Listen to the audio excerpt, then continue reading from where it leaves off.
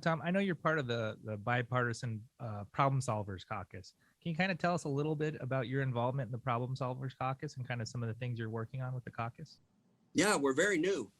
We're very new and very proud to be part of this important bicameral, bipartisan group of thinkers, because of the district that I've represented, I've had to be that way, right? I've had to be a Republican that represented a Democrat district. So that means once you're elected, it doesn't matter who voted for you, right? You represent that entire district. And so it's important that you sometimes go outside your general line of thinking. And I think I've proven that. And I think that's why I was invited to join the group, the initial group of legislators.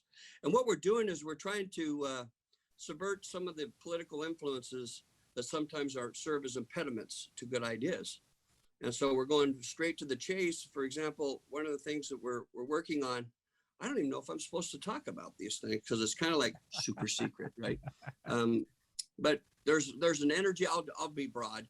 There's an energy component that we're working very, very diligently on that I think that the public is going to be very excited, and it's going to be very refreshing. And I think it has a chance to penetrate and be very successful in addressing these energy challenges that, especially right now with this Russian influence, it's right. So deplorable. It's really impacting our energy challenge. And, with the desire to be heavily focused on environmental concerns, I think there's a balance that can be drawn.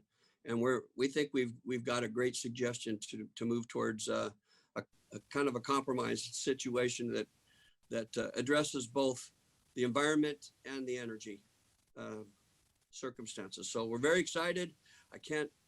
I would get pounded if I released the super secret discussion points, because here's the cool thing about this group though. We have all sworn to what's talked about in the room stays in the room. Right. Because there's some influences that they're not real excited about us. And I'll just say that, right? There's some people that are threatened by our very existence, and that's unfortunate, but it's also to be predicted. And so sometimes it's very important how we release information as well as the information we release. So, yeah. And we're also working on